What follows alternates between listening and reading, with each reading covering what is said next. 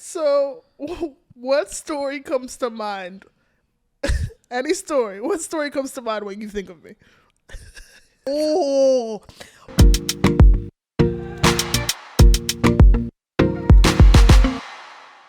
What's up and welcome to Unusual Chatter Podcast, episode number 7. As you can see, things are a little different here because we are in a new location for a couple episodes. Yes, we are here in LA. That might be backwards for y'all. Let me do it this way. LA. Yes, we are taking Unusual Chatter to the West Coast for a couple episodes. We're going to be interviewing a couple of cool, fun, exciting people, and I'm super excited about that. I can't wait. Let's introduce one of them today. This one is talented, well-traveled, and wise beyond her age. I can't wait to talk to her and get to know more about her. This person is my older sister, Kailé Caraba. That's me. Some of those things are true, some of them are not, but I appreciate you. Thank you. Yes, they're all true. What do you mean? Thanks for flying out here. Flying out here, we out here. If we take an Unusual Chatter on the road, Okay. we're famous. Must be nice. Okay, no, we're not. Okay, let's stop. This is Mochi. She'll be in and out. Yeah. She does what she wants. She's not as good as Buddy. She gonna go where she wanna go. Yeah, I just want y'all to know. So when y'all see her just jump in and out, it's her life. We're just living in it. Mm-hmm. But yes, Kailé, how are you? I'm good. Welcome to Unusual Chatter Podcast. We're glad you're here. I'm glad to be here. Thank you. You're very excited, and I'm like, I gotta get up to your level. I'll be there eventually, I guess. All right, so let's talk. Let's see your name, age, and marital status. I always start with those 3 questions. Okay. You want my, as Raina said, you want my government name? No. We don't want people searching people out here. Okay, So no government names. So I'm Kailé Caraba, but don't look at it, because if you look at it, you will not say Kailé. Formerly Kailé Grant. Yes. But then I got married. I am 30, turning 31 in July. 30. Of what? What is that? I said dirty 30. Oh, no, you said 30. No, I said dirty 30. I'm gonna need somebody to come in the chat, because I'm pretty sure you said I said dirty 30. Okay. I know I said dirty 30. And what was the last thing you wanted to know? My marital gender? status. I was like, just say my gender. It's like, I'm pretty sure y'all can tell I'm female, but I don't know now. So that's not what I meant to Like, what? I don't know. Yo, jet? What? Oh My marital status. I am happily married. Happily married. How long have you been married? It'll be 4 years in the next 2 days or episode days. That's crazy. Oh gosh, I gotta get comfortable on this couch. I know it kind of sinks. So throughout, you'll see me going down, and then I'm like sneaking into the couch. All right. What do you do for a living? I'm a production manager and casting director for a recording studio here in LA. Oh, production manager. Mm-hmm. So what does that entail? How does that work? What does that do? What do you do? So like I said, I work for a recording studio here in LA. We specifically specialize in voiceover. Okay. And specifically in video games. We do a little bit of commercial work. We do a little bit of TTS, which is text to speech stuff, but predominantly video games. So anywhere from indie games to AAA games. I've worked on Fortnite. I've worked on Valorant. I've worked on Forza. I've worked on Minecraft. Trying to think of other games that have released, because obviously there are some games that are still in the works, but I can't talk about right now until they're out. That's sick. Growing up, what did you expect your job to be like? What did you want your job to be growing up? I would say performer and all encompassing, because I sing, I dance, I act. Used to model, but that was. I remember them days. I'm like 5'2", and now I got a little bit of. Never mind, we're not gonna talk about. Anyways, no more of that. But I still sing, I still act. Not as much dancing. So performer. I just knew I wanted to kind of be in the industry. So I would say I'm the closest that I've ever been to that in a weird way. Now, but we're still working our way. Right now, I'm behind the scenes, but eventually I would like to be back in front of a microphone some way, shape, or form. I was about to say, did you expect to be where you are today when you were younger? Like, did you expect to be in this area of the industry? No, absolutely not. Especially like specifically in video games. I had never really played a lot of video games growing up as a kid. A little bit here and there with daddy, you know. like Tekken. I remember that being like a big deal. We used to play that, which was interesting. That's the fighting game, right? Yeah, I remember that. Yeah. There was a girl that had like the capoeira. Is that what it is? I forget, but I always get it confused with Street Fighter because I'm not really, like I said, I'm not really a gamer. That's my husband. So Street Fighter, we also used to play too, and also has like a female that's kind of like similar to that. I think if Paul has told me correctly, Paul's my husband. For those who don't know. So yeah, I would say that definitely I did not see myself where I am, but it is an interesting roundabout way to get where I think I want to eventually be. I was talking to Daddy on the last episode about having passions for multiple things, and can you actually truly be passionate about multiple things? So do you think that that's possible, being passionate about multiple things? 100%. And how do you keep the fire for having passions about multiple things? I can only speak for myself. I can't speak from, somebody else's perspective because I am not somebody else. I am me. Sound like Rita. I am me. I am me. This is the way. At the end of the day, the day's gonna end. Sorry. I had to say it. At the end of the day, the day's gonna end. How do you keep the fire for multiple passions? Yeah. Personally, I think that is just in you. You either don't or you do. Like, it's just not. I don't. And this is off the rip. Like, you're just giving me these questions for the first time. So my initial instinct is to say, like, that's in me innately. Like, I love to sing and I love to act. Those are the two things I love to do. And other, kind of facets, writing and those types of things kind of interloop into those two things. Yeah. But those two specific things have always just been innately in me. I don't need to be told to love them or to burn for them. Like, that's just there and probably will always be there. And not just from me doing it, even like when I get to watch it. So like when I get to watch somebody sing or when I get to watch somebody act, that is just doing a phenomenal performance. Usually it brings me to tears because there's just something strange and like surreal of seeing somebody in their element. Yeah. Now for singing and acting specifically, it affects me more because that is something that I strive to do or I enjoy doing myself. But like in any facet, art, whatever, like when you see somebody in their element and they are killing it and you can tell that they're passionate about it, there's just nothing like that in the world. Yeah. To me personally.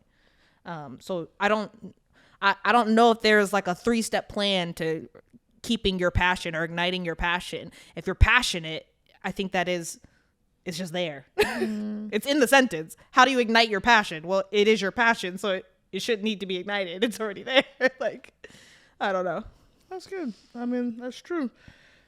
It's hard for me because I was talking to you the other day. I was just like, I'm having struggles myself with like my music passion right now. Like, I love music. That's been my life forever. But I feel like I have to find the why behind why I'm doing music, and I'm like, I shouldn't. Like you said, you should be passionate about it always, but I feel like I'm losing that, and I don't know why, because music's my life. Like, it's been my life. There's two things in there that I would say personally. Well, one, passions do change. That does happen. Like, you can become no longer passionate about it. I think that is true. Yeah. So, but then to go back to your other question, how do I ignite? It's not your passion anymore. So there's nothing to ignite. It's not your passion anymore. And that's okay. Like, they change over time for XYZ, whatever reason. The second thing that I would say personally, this might be controversial or people might disagree, and that's fine, to each his own. She said, he said, I think that sometimes we as people are a little too prophetic. Is that the word? Or a little too searchy. If that's a word. I don't know. I don't know. We'll put that in the title. Searchy. I don't know if there always has to be a why. Like, why did I eat eggs and bacon for breakfast this morning? You don't do that. So like, why do I have to play music? Do you love playing it? Do you enjoy it? That's why. It doesn't need to be a greater search than that. Personally, I'm not knocking anybody's journey. You know, if that's your journey, great. But then for me personally, and my advice to you would be like, I don't know, if you just enjoy doing it and if it brings you joy, do it. Yeah. Now, obviously, I'm not talking about like great like things that are immoral or whatever. You know, that's a different. We're talking about just playing music right now. That's what we're talking about. The baseline of, you know, passions and things that are typical hobbies, customary hobbies. Because I don't want somebody to be like, well, I love to murder. Well, that's not what I'm talking about. Like, that's, you know what I mean? Like, I know that's dramatic, but that's another thing. It's like people just hear one thing and they run with it. It's like, okay, we're not on the same wavelength, my guy. We're talking about two different things. I'm talking about music. If you enjoy doing it, if you love doing it, that's your why. Yeah. That's why you do it.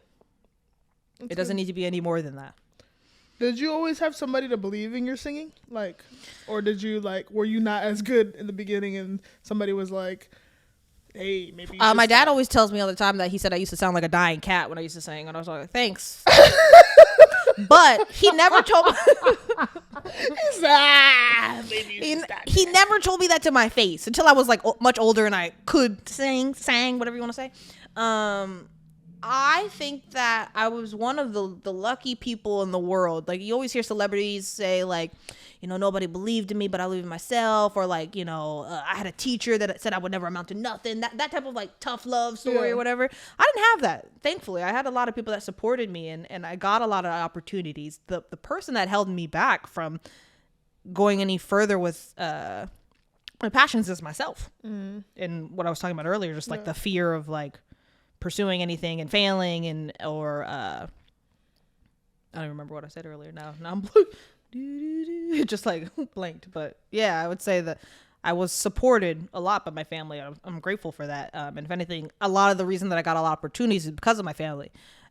It was me that halted me.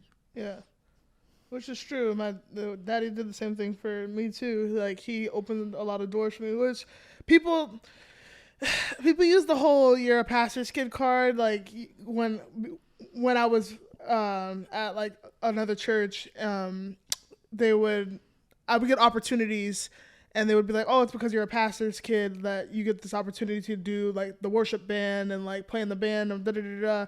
And like, it was like, no, like I worked hard to play in the band, or I worked hard at my instrument or whatever. And it's like, no, you got scheduled 2 weeks in a row because you're a pastor's kid. It's like, no, I just worked hard at my instrument. I can't. Gosh. Sorry. I'm so sorry.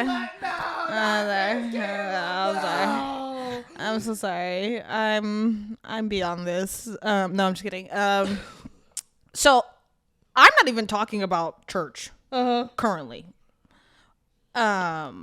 Opportunities that I received from daddy, mommy, from Sheila, Gabe got me an opportunity to do a gig because a guy came into his job and was talking with him, and he's like, oh yeah, I run an entertainment industry, you know, we come and we do bar mitzvahs, parties, and stuff like that. He's like, oh, my stepdaughter, she sings, and that's one of the gig jobs that I used to do all the time was because of Gabe. So I'm not even talking about church. I got opportunities outside of church, which I'm thankful for the opportunities I did get inside of church as well, because that also, going back to what I said earlier, shaped me into who I am today. But I'm not even talking about that.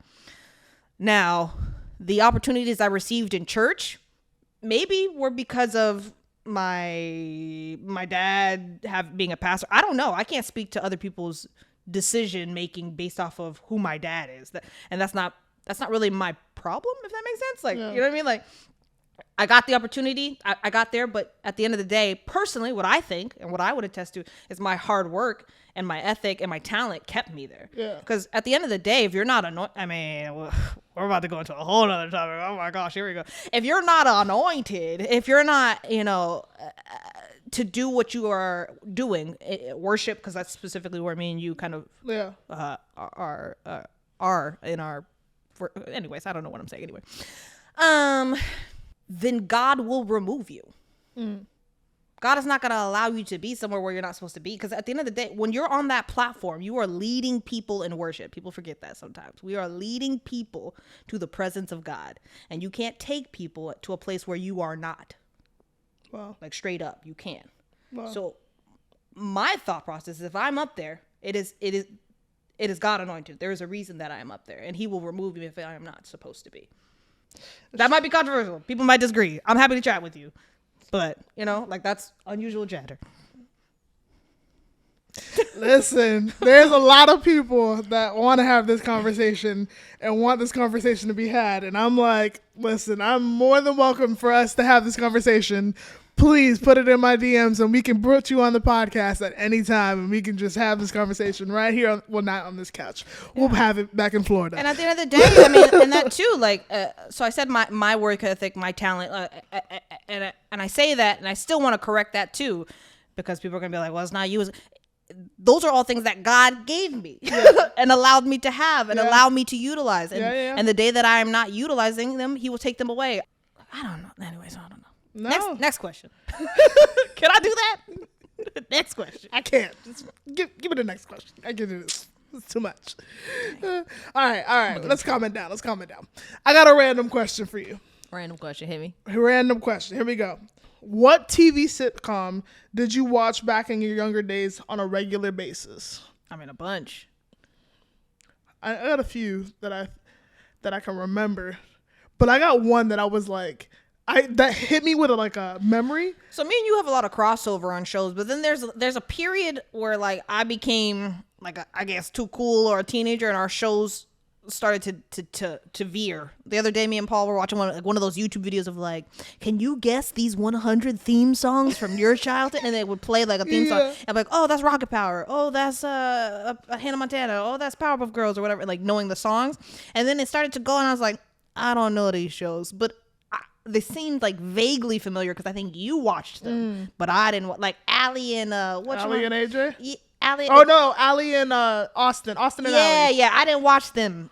But you did. I kind of watched them. Yeah. So like things like that started to veer. But okay. So what's sitcoms? What do you mean by just kid shows? Because sitcoms not necessarily kid shows. Like I'm talking like 90s, like older. I don't remember. I'm old. I don't remember years like that. For me, like my show that I'm saying is The Nanny. The Nanny. I used to watch The Nanny.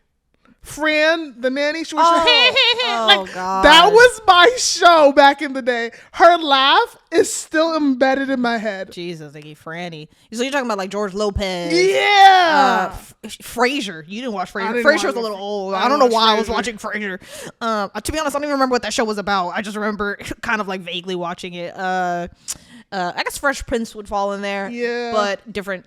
Sister. Sister would fall in there, I guess, in that time period. Is it Everybody Hates Chris? Well, first it was Everybody Loves Raymond. Is that show too? Yeah. But those aren't kids shows. Those are just like straight up sitcoms, you're saying. I'm trying to think. In that realm of like you just brought me back The Nanny. The Nanny, bro. You did used to watch that. I was like, why are you watching? I love The Nanny. Because it was like Nick at Night, The Late Show, Full House. That 70s show. 70s show. I didn't really care for that. You know they made a reboot of that show? Yeah, but they had that guy. He went to jail because he did bad stuff. Yeah. I mean, I feel like, now they're talking that Nickelodeon documentary thing. Yeah, the world is just... It's crazy. I don't know. I mean, it's probably always been crazy, but now with social media and just like different platforms, everything's coming out so much faster. Yeah. And the information, and then not only is it coming out faster, it just feels like you're seeing it back to back because it's being promoted there, then it's being promoted there, then it's on TV, then it's overwhelming. Yeah. But yeah, I don't know. I think that's it. I was more of like a cartoon person. I was about to say, if you say Cartoon Network, I'm gonna be like, bro, you and Raina need to get off my podcast. Cartoon Network is bomb. I don't know if I had controversial question. Nickelodeon, Disney, or Cartoon Network, like back in their heydays, because now I don't know what they got going on now.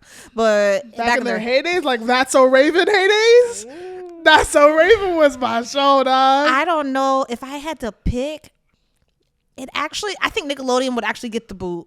What? Nickelodeon would be third. Really? You wild. Nickelodeon's good, like Hey Arnold, Rocket League. That's a video game. Rocket Power, Wild Thornberries. I think that was Nickelodeon. Or was that Disney? No, I think that's Nickelodeon. As Told by Ginger, Doug. Oh, Doug is Disney, I think. You're thinking like way old Nickelodeon. I was thinking like Victorious. But that's what you see. That's what I'm saying. That's where our path started to veer. Yeah, I didn't watch Victorious. I think Drake and Josh was Nickelodeon. Drake and Josh, I watched Drake and Josh. Drake and Josh, iCarly. I watched iCarly a little, but then I started to veer away from that too. Yeah, see, that was like my heyday, and I was like, no. That's what I'm saying. I would say, and then look at the freaking Nickelodeon thing. I'm like, that's my time. I watched the documentary, and at the beginning, some lady says, "Hey, if you're a child of the '90s, we about to mess you up," and I'm like, "Dang, you is." Mess us up. It's like, dang, those poor people. Like, you're just, you don't know as a kid, you're there watching, and now as an adult, you look back and you're like, oh, that was kind of weird, and they probably shouldn't have done that. But I think Nickelodeon, and especially now that I saw the documentary, Nickelodeon will be third. Yeah. Cartoon Network or Disney? I feel like Disney would be first and Cartoon Network would be second. Hannah Montana, bro, living double lives. She was living double lives. She was lit. Imagine. You get the limo out front. Yo, when I tell you Hannah Montana had the bops of the century, I don't care what nobody says. Hannah Montana's songs were unbeatable. I mean, unbeatable. Yeah, for that time. And as a kid, you don't know. You're just so happy. And you go back and you're like, these were kind of fire for her time period. Oh, boom de clap, boom de clap, boom boom clap. Because you used to play that song, and once again, it's because it was on repeat. You used to play that song on repeat. Oh my gosh. I used to play that song every day. I would do the dance. My eyes are actually watering. I'm actually upset. Dude, I would play that song in the house every day. I did the dance. I had the freaking video where they would do the dance. Pocket, hooker, dotted, pumpkin pie, hip hop it, put your hawk in the sky, side to side, jump to the slippy, slide out of zigzag, cross the floor, shuffle and diagonal, hump on your hip, hip, then 180 When I tell you, I was in the living room every day after school, just bopping, locking, polka dotting, and she was just like, again? It was like the Grinch movie. Yes. The amount of times I watched the Grinch movie. But the Grinch is actually a good movie. Oh, God. You're the Grinch. Bro. It's actually a good movie. Such a good movie. No, that song actually makes me mad. But yeah, I think Disney had a heyday. They had so many, from cartoon shows to live action shows and then live action movies. Disney Channel original movies. You can't tell me Hannah Montana movie wasn't up there, bro. Okay, yeah, but that was like towards the end of their heyday. I'm talking like Smart House. Smart House was good. I'm talking Phantom of the Megaplex. Oh, you don't even know stuff. No, like that. Was that movie? What was that movie? The Xenon. Xenon was crazy. Right, Xenon, and then they did like 2 and 3, which I think 2 was good. 3, I remember they did like modern day because I want to say I was older and I was but it brought back you're like unlocking memories. I forgot I had these memories, man. Right. My therapist gonna see this and be like, "You had these memories? Where these?" Your therapist watches your podcast.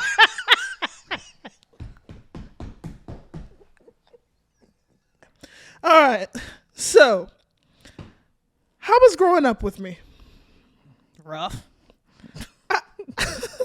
That's honest. That's honest. That's true. We didn't get along very well. We didn't.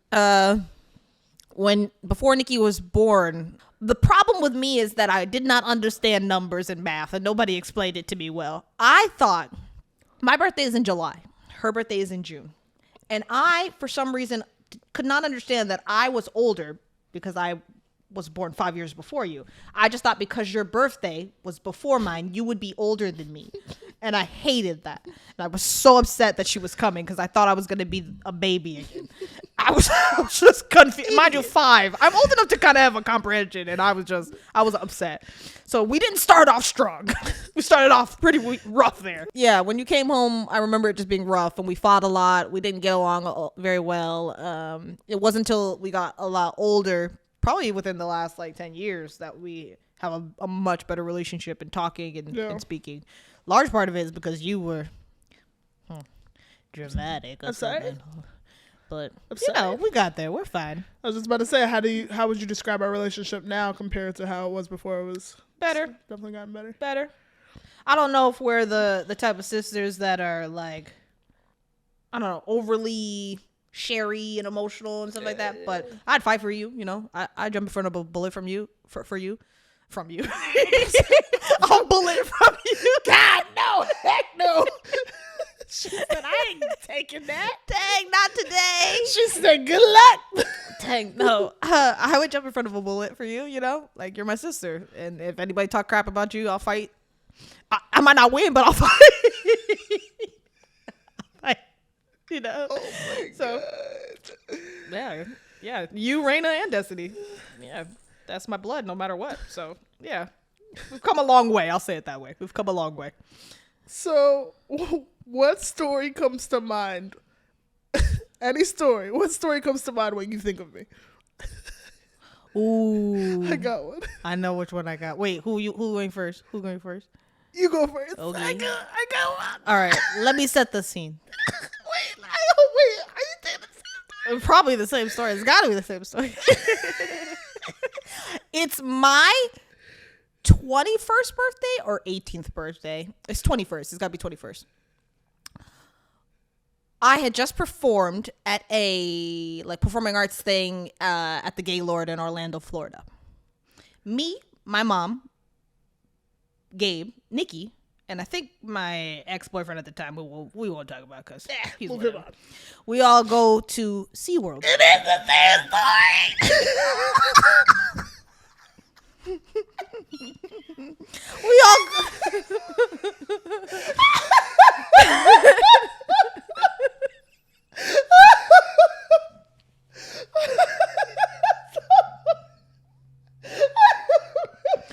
We all go to SeaWorld. Because why not? It's summer. It's fun. We're in Florida. This is what you do. We go to SeaWorld. I had never been. This is the scene. We get to SeaWorld. It's amazing. Roller coasters, people. It's summer, as I stated previously. So it's hot. For those who live in Florida, for those who have been to Florida, for those who know of Florida, it's hot. Ain't no breeze. It's just hot. It's humid. It's sticky. We wear shorts. We wear chanclas with our toes out. We wear tank tops. Nikki's a different breed. Nikki thinks, I'm going to select hard mode.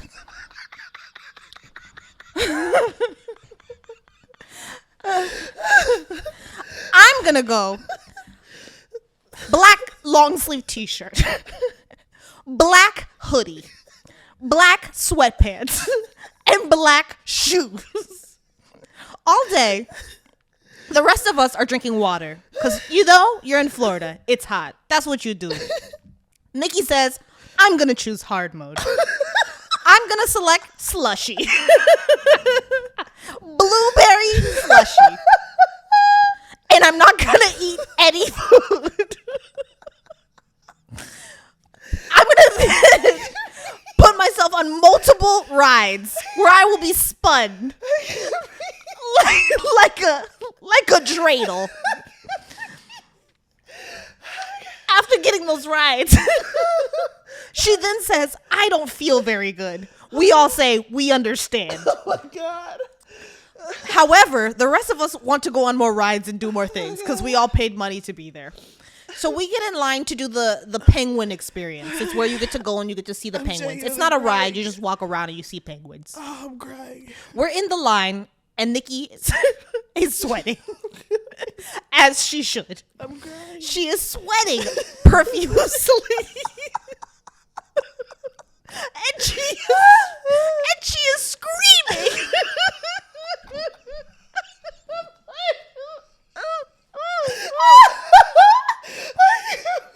And she is screaming.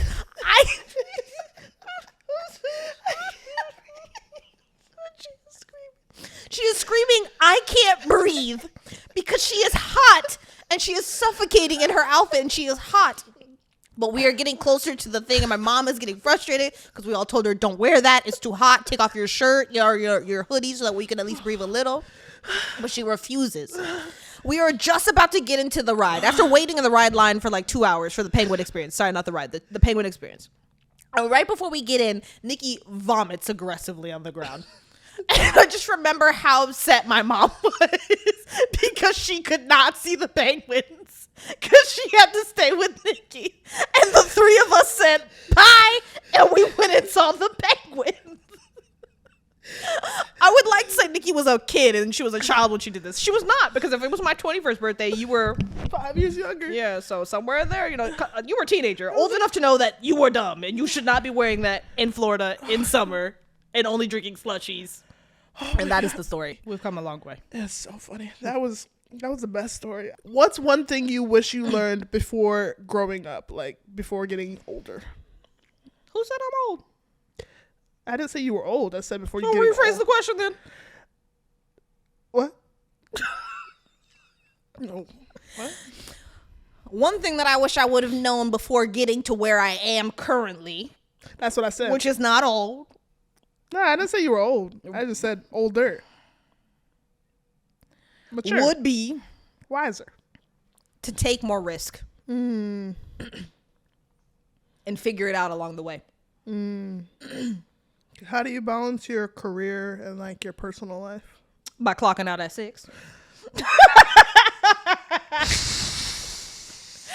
I say that jokingly, but also like for real, like straight up.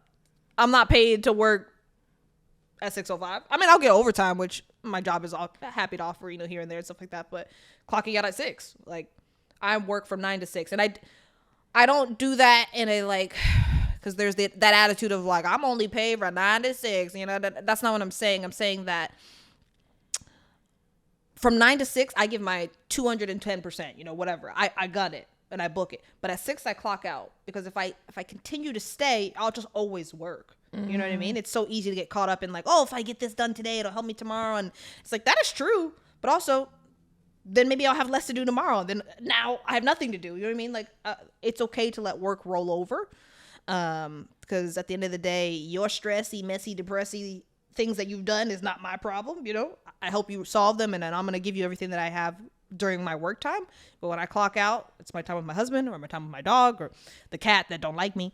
My family, you have to create that separation. Well, when you're on PTO, be on PTO. Don't be answering emails. Don't be like taking time off. Because if not, it's where it starts to bleed, and that's where it starts to get messy, and that's where you start to create an expectation that you work when you're off. And once that expectation is set, it's really hard to backpedal. That's you're gonna have some controversial answers and questions in the comment section, because people, that's like a topic of discussion right now, because people are like, is it millennials? That's the new age right now? I don't know all that stuff, but go ahead, continue. They're like upset right now because they're like, oh, millennials are always like, oh, I work 8 to 4 and that's my hours and that's it. Like, if it's not between 8 to 4, I'm not doing it. Like, blah, blah, blah.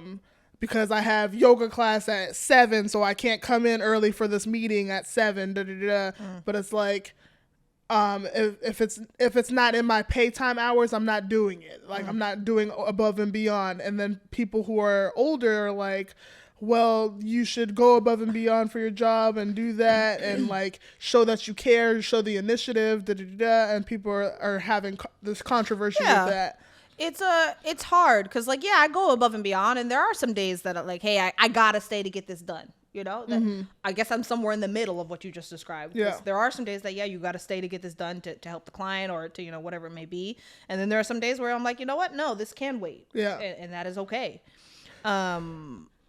What I would say to the reference that you just said about the older generation working hard and stuff like that, is that sometimes you can do all that and still they don't give a crap about you.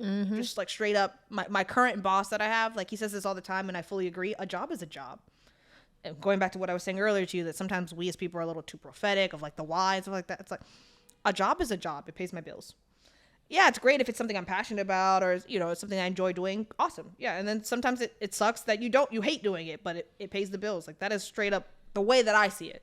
Not everybody sees it that way, and that's your journey. That's your perspective. I'm not knocking that. But for me, a job is just a job. It's what I do to pay the bills and to to do the things that I actually want to do. I use that money to then fund the things that I actually want to do. Travel, be with my husband, see my family. Like, because I guess I would ask the question and phrase the question to the world is like, if we didn't have to work, let's say money and the world was just like a free for all, it would be chaotic, but go with me on this journey. Would you work? Like, would we all find jobs if we didn't have to? Or is the only reason we all get jobs is because it pays our bills? And it's nice when it is a job that you enjoy or whatever, but like at the end of the day, it literally it's to pay your bills. That's what you do it for. I want to ask you a controversial question. Oh gosh, you gonna get me in trouble. I know I've already said some things that people gonna be upset about. But that's fine.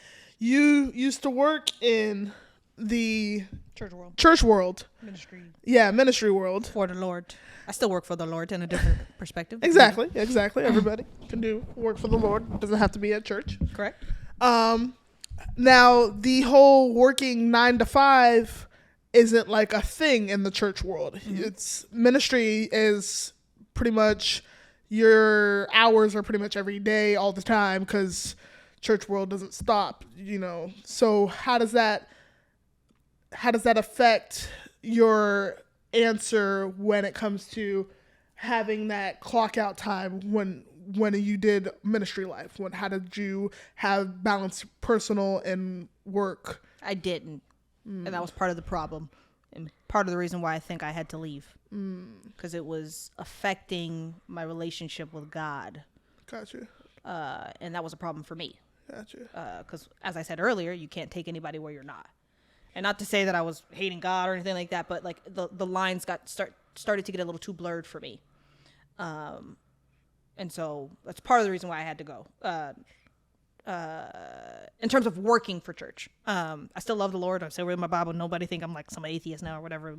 It's none of that. But that was just I didn't have that. And it's partially because I was young. It's partially because nobody really taught me, and partially I didn't seek that. So I'm not blaming anybody for my own faults. That's not what I'm saying. But it was a journey that I had to learn, and because of that, I've gotten better at that now. I would say I did a little, and what helped me personally when I was in ministry is because it's real easy to be like, how do I say? When you're at the church working like you said, 9 to 5, doing the prep and whatever for the service, that's your job. Because like I said, at the end of the day, church still is a job. Yeah, to some extent. Yeah. But there's a portion of it that I think is not the job, it is just the ministry. It is ministering to people. So when I'm hanging out with somebody going to get coffee or doing like a connect group with girls, you have to separate in your mind, and it's hard. It's not for everybody. That is not the job portion. That is you connecting with people. That is the ministry. That is what you're called to do outside of working for a church. Like that is straight up just a biblical principle to minister to people, to bring them closer to God. That is it. And I think I did that very well, but other aspects of it started to get a little tricky. And I don't want to speak ill of anything, or people, places. So yeah, it was my own journey that, I had to step down to take care of my mental health, to take care of my relationship with God above all else. And that's that. I think that answers it to some extent. Yeah. There's a little ambiguity there, but. Now, growing up, throwing it back to growing up a little bit. Growing up, we obviously, our parents divorced when we were younger, and our parents obviously got remarried. How was it for your perspective? I asked this to Raina, but it might be a little bit different for us because we were actually in a mixed family for us, because Raina, she's kind of like, she grew up. That is her family. It's her family. Yeah. So from your perspective, how was it growing up in a mixed family? It wasn't perfect, but I know, I'll speak from my perspective. I won't speak for you. For me, I know, just based off of knowing other people that grew up in mixed families, that we had it good. I'm not stupid to that, or I can't think of the word that I'm looking for. But I think it's always hard to feel comfortable in a house it feels like it's not yours because you come to visit it. And Paul has a similar situation with his family too. It's like, you're coming to visit, and everybody tries their best. Nobody ever made me feel like I wasn't welcome, but it's just hard to feel welcome. Yeah. And I'm thankful that I had a stepmom like Sheila and a stepdad like Gabe that have always made me feel welcome. But I think that is just innately something that is in you. It's like something that's under your skin, that's in your head. Maybe it's television, because television promotes that the step parent is always like, whatever, or so maybe it's that aspect. I don't know, but that was probably the hardest part. It's just always feeling like you didn't know where your home was, where was your place. Yeah. And we bounced around a lot, and we switched houses a lot. Yeah. So there was a period where we lived together. Then there was a period where I lived with mommy, you lived with daddy. There was a period where I lived with daddy, you lived with mommy. So we've bounced around a lot. I also think that made me suffer in my relationship with our younger sisters, because I didn't really get the opportunity to be around them long, especially Destiny. Yeah. I never lived with Destiny. No, I've never lived with Destiny. No. So I love her dearly, and she's my sister to this day. And hey, Destiny, love you. She's crazy, and that girl's got a very boisterous spirit about her. But yeah, I feel like that our relationship suffered because of that, because I never got to really see her. And that's partially on me for not making the time to see her. And I'm not going to try to come up with some excuse as to why. Yeah, life is busy, but you make time for the things that should be important. Raina and me, we got to live together a little, but once again, when she was younger, so I don't even know if she remembers any of that like period of our lives. Yeah. But yeah, it was interesting. No. It gives you a different perspective on things in life. But I know, once again, I'm not going to say that we lived some hard life, because we didn't. We were very blessed, and I'm thankful because of that. Got me thinking, so it just got me thinking. But you're married, like you said. Yeah. Congratulations. So being married for 6 years, that's crazy. Or 6 years, 4 years. Four. I said 6 Together years. 6. Together 6. 4. Married 4. How is it being married to a Cuban Italian? How is it being married? But boy, does he just look like a white man. And I can say we'll that. Post a picture because right here. So, how's that being married to a Cuban Italian? Is that different? I just think he is him. He is he. We are we. Now, is it weird culturally? Is it weird walking like around culturally in this generation? You know what I mean? No, and especially out here in LA, you'll see everything in LA. Like too much in LA maybe is part of the problem. But there's just, we have definitely received some looks. We have definitely received some experiences, for lack of a better word, that have not been too friendly and too welcoming. But I would say the majority of our interactions are always pleasant. Okay. Yeah. It's amazing. Yeah. Wow. So where do you see yourselves going in like the next 2 years? What do you see yourselves? Hopefully out of LA.